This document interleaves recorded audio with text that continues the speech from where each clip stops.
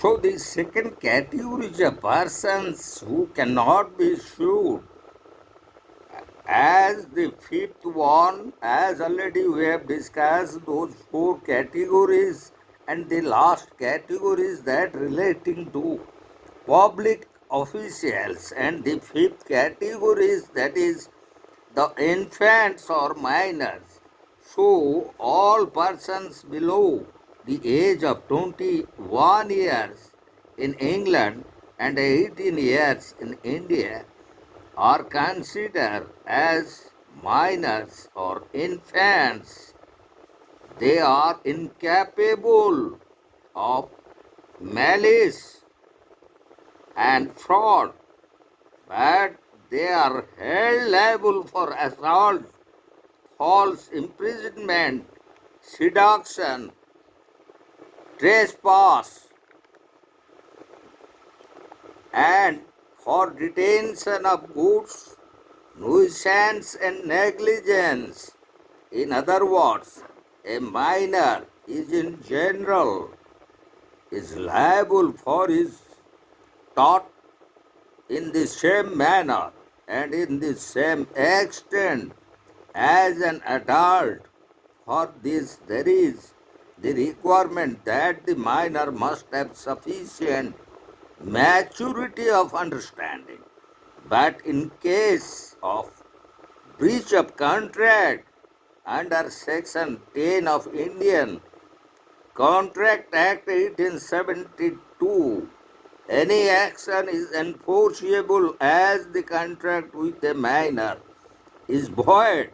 This was held in the case of Mori Bibi versus Dharamdas Ghosh in 1930 by the Privy Council. And the six categories of persons against whom and those against whom there could not be any suit filed. So, such persons who cannot be sued in that category, the lunatics are also falling.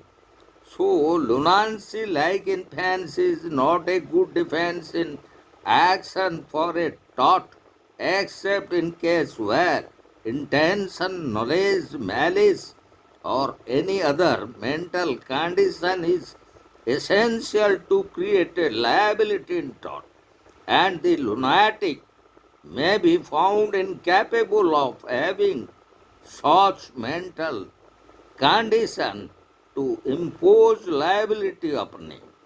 In the leading case, Ranagangulu versus Sevaswan in 1947, the Kerala High Court held that lunacy cannot be regarded as a ground of exemption from civil wrong, as it is ordinarily considered in law of crimes, because the object of the law of tort is compensation and not punishment, and the last categories of persons against whom there could not be any suit filed in a court of law, or the last category against who cannot be sued in a court of law are the married women under English common law. A married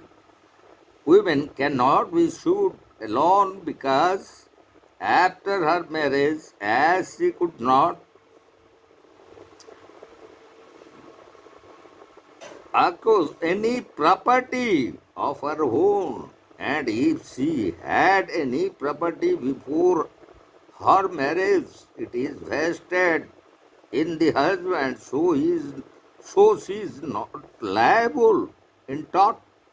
She could be sued along with her husband in an action for tort, but after the enactment of Married Women's Property Act in 1882, she should be sued alone.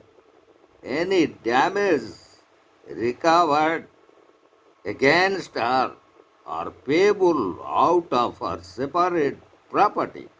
Further, by the Law Reforms Married Women Act 1935, a married woman may be sued in tort and she could own and acquire property in her name. So now she alone is liable. Her husband need not be made a party. And as per the Indian law provides that the wife is alone liable and her husband is not a necessary party as he is not liable for wife's tort. This provision was included under Section 7 of Married Women's Property Act 1874. This does not apply to Hindus, Buddhists, Jains, Sikhs, and the Mohammedans as because under their personal laws she can sue or be sued in respect of a tort against her or by her. Further, at present, the wife can sue her husband for torts to her separate property, and the husband may sue his wife for torts to his property. But neither of them can sue the other for the torts such as assault, defamation, or other personal injury under law torts. So, in this video, we have completed the remaining portion of the previous video regarding the chapter that who cannot be sued on certain civil injuries or civil wrongs committed by such persons.